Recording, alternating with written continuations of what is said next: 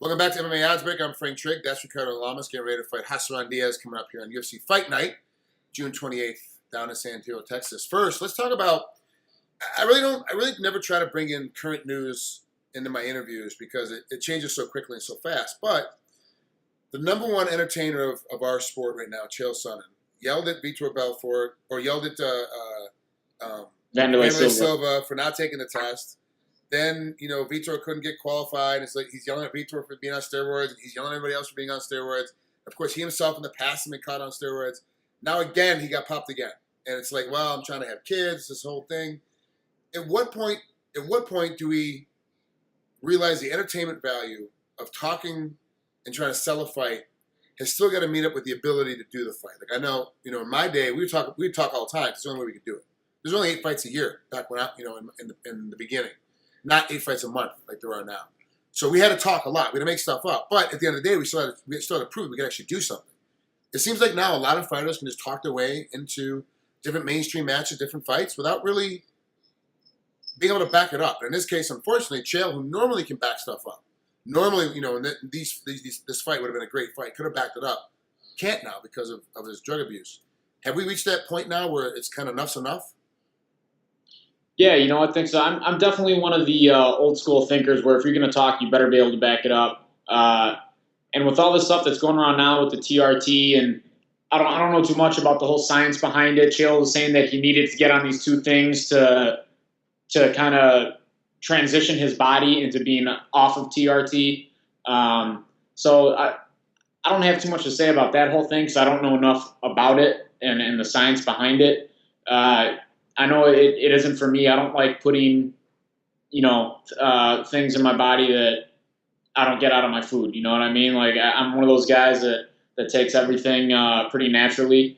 But I'm not going to sit here and point fingers at anyone either. Well, not even that. I'm not even talking about like even the drug and the TRT system. I'm talking about just the straight up trash talk of being such a good entertainer. You can talk yourself into a fight and then lose, and then talk yourself into another fight and then lose, and talk yourself into another fight, and not just we'll move you down. You were main event. Now you're on the main TV, but you're on the undercard. Now you're on the undercard. On the early card. Now all of a sudden you're off TV altogether. Now we're talking main event, co-main event, main event, co-main event, main event, co-main event, and losing. It's now at the point where I'm kind of wondering where's the entertainment value going to come out. And everything you just said about Chael is completely true. He also is in a position where he's trying to have babies. And to do that transition because of his real disease, he has to be on those drugs. So everything you said was absolutely true about what's going on with Chael. But he's also in a sport that's regulated and that's a no-no. So it's like that's Chael's issue. That's Chael's deal. When I interview Chael, I'll talk to him about it a little bit more and try to get more in depth with it. But have we reached the entertainment value limit now of our sport? I think it's been growing so much, and people are loving the guys that trash talk. Whether they can back it up or not, they want to watch the person fight, either to see them win or to see them lose. And I think that's the secret. If you're getting the fans on your side and wanting them, to see your fight, whether they love you or they hate you, it's going to be good for yourself and for your own part of the business. I'm not that type of fighter. I'm not that type of person. Yeah. I like to do my talking inside of the ring. Like I said earlier, I'm old school. You know what I mean? I'm not one of these guys that takes to Twitter and takes to social media. I'm one of the type of people where if I have something to say to a guy that I don't like, I'm going to say it to their face, not to their Twitter account. And that's one of the issues I have with the interview with Ricardo Lamas. He's the same as you. He doesn't really talk that much. It's not a language barrier thing. Everyone thinks, it's just language. Doesn't really. No, he's just not that way. You punch him in the head, and he kind of like, okay, you hit me, and he just keeps coming forward. You never really know what's going on with him. And you and I have talked about this privately before, that you've been passed over major fights because you will not trash talk. It's not in your nature. It's not in your ability. But other guys will trash talk at the same weight class and be able to expand themselves into a better fight than they should have gotten off the ranking system just because they talked themselves into it. The fans, you are right. The fans love the trash talkers. They love guys that actually do it. But you submitted Cub Swanson with an arm triangle, a guy that's impossible to submit. You KO'd with elbows Eric Koch, which is impossible, or Koch rather, which is impossible. And then you had an amazing fight against Jose Aldo, and the fans still aren't really grabbing on to Ricardo Lamas. They're still not grabbing on to you and going, hey, look, by the way, here I am. I'm doing. You're still just, and you're not that guy that's going to talk. Are you having to change your ways because the way the sport has changed?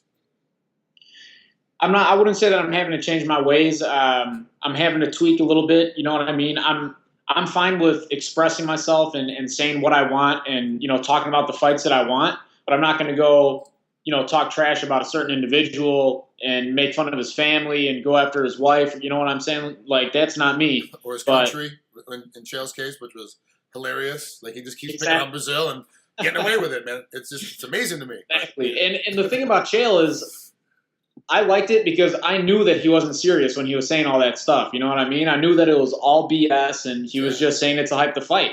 And I think most people know that. So, but I mean, there are definitely other guys out there that I think believe their own trash talk and just go that way with it. And that's not really me. On the other hand, if someone were to ever disrespect me and come at me in that way, I think you would see a completely different person come out of me. I'm not the type of person that's going to sit back and let anybody disrespect me. So up until now in my career, all my opponents, we've had a mutual respect for each other. So I'm not going to badmouth them. So let's talk about Diaz. That's your next opponent coming up here on June 28th. Talk to me first about him as an opponent outside the cage, outside the ring. Is there anything about him you don't like as far as what you can tell? I mean, you guys don't hang out together. Your families don't hang out together. You don't really know him that intimately, but is there anything you've seen or read about him or anything that outside the cage you don't like that he does? I haven't read too much about him outside the cage, actually, to tell you the truth. He's only had 2 fights in the UFC. He's 1-1. I know he's a tough guy. He trains with a great camp. He's got a bunch of monsters for training partners. Yeah. But other than that, I don't know him from Peter. You know what I mean? I know nothing about the guy personally. For those at home that don't know, Hacran Dias trains with Novanyao, which is Jose Aldo and Barao and all those guys come out of the same camp down in Rio de Janeiro. It is a literal, you can walk in there with a shotgun and show buckshot and you're going to hit a world champ. It's amazing how many guys are in that one camp. Even the guys who are second and third in line over there are amazing fighters. This is going to be a great fight, just for the folks at home that don't understand. Hacran, they don't say much, they don't do much. They're very respectful, the true martial artists. And my personal belief is that down there at Novanyao, they're at the end of the last real camp of true martial artists that's left. That they are it's all about spirit and the Bushido way and being the best samurai they can possibly be. Do you get that sense from Diaz as well when you see stuff on him and how he fights? You get that sense that he's a real respectful true martial artist? Yeah, I think so. In my last fight, I had the chance to talk to a couple of those guys from that camp, like Barao and stuff. I speak very broken Portuguese, but they were laughing quite hard at my Portuguese, so it was cool. But they're really nice guys. They don't have chips on their shoulders. They don't have big egos. They're very humble and respectful. I don't think I've had a chance to meet Hacran yet, but I'm sure he's the same way. If he comes from that camp, all those guys are real good guys. So what do you see is going to happen inside this fight? If we just take a generalization of the camp, they're all going to be great strikers, very point strikers, very good footwork. They have a great, amazing Brazilian jiu-jitsu. They're all going to be good from the bottom. It's mostly questionable from the top. They're not really sure. They have more of a ground and pound game on top, not so much a submission game. That's the generalization of Novanyao. What is the reality of Diaz? Is he the exact same way, or is he a little bit different? No, he's a little bit different. From what I've seen, he fights kind of like a wrestler, you know what I mean? He comes in close, he grinds guys out, he looks for the body locks and takes a lot of people down off the body lock. He's very strong there. He's hard to take down himself. He has good balance. I recently watched his fight against Nick Lentz, and it seems like he's a little bit uncomfortable on his back. He prefers to be on top. So that's where I'm going to have to stay away from, avoid the takedowns. Take him down early in the round and make him work, and get him tired. For me, that was the biggest piece that I saw. The biggest difference is that once he got on his back, he was really out of water, which really confused me because everyone else down there in Novanyao, they really understand how to play the bottom game. Even if it's just a bottom game of escape and stand up. I don't know if Nick Lentz just had his number that night, just knew exactly which position he was going to. But it really, with Diaz, he looked like he got stuck. He really didn't know which way to go and how to do things. When I see him on top, he is a beast and an animal on top in a different way. He's more, like you said, he's more wrestler. He's going to grind you out, tie you up. He's not like that pinpoint browse, like that pinpoint ground and pound guy on top. And so is the other guys are from down there. But let's talk about what you have going on in your training camp. It's tough at the weight class right now to find guys that can be as well-rounded as you that aren't going to be threats very, very quickly for you as a competitor? It seems like the weight class of the lower weights, from basically 145 on down, there's very few people that actually train the weight class and actually have any skill.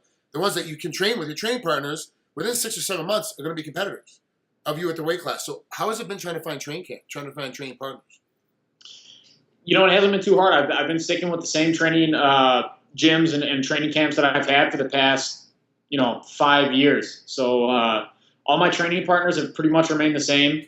I do half my camp in Illinois with Team Top Notch, and then I come down to Miami where I'm at right now, and I do about 4 to 6 weeks here before my fight with MMA Masters. My main training partner is Luis Palomino. He's like my main sparring partner. He fights for World Series of Fighting, and the kid is an animal. I mean, I have to be on my game every time me and him spar, otherwise I'll be in trouble. So, he's one of the main reasons I come down here to train. We push each other. Every time I go through a training camp, me and him both get better. He's weak where I'm strong, and I'm strong where he's weak. So we really help elevate each other's game. What does this win do for you? Where's it going to put you within the ranking of the weight class? Because now it's a question of it. Every time that you fight, it's like, where am I at? Where am I at? And how close am I getting back into getting a title shot? Well, as far as ranking, I don't think this fight is going to do much for me. Diaz isn't ranked. He's 1-1 in the UFC. This is kind of a rebuilding fight for me, I guess you can call it. But Diaz is no slouch, and I can't take him lightly. And if I do, I could come out losing this fight if I look past him. So I'm taking this fight very seriously, and it's just a way for me to get back in that win column and get back on the horse. Hopefully after this fight, I'll be able to fight somebody with a bigger name that can move me up the ranks. That's Ricardo Lamas getting ready to fight Hacran Dias coming up here on UFC Fight Night, June 28th in San Antonio, Texas. Ricardo, thanks for coming out here, man. I appreciate it. I always love catching up with you. I'll talk to you again soon. No problem. Thanks a lot, Frank.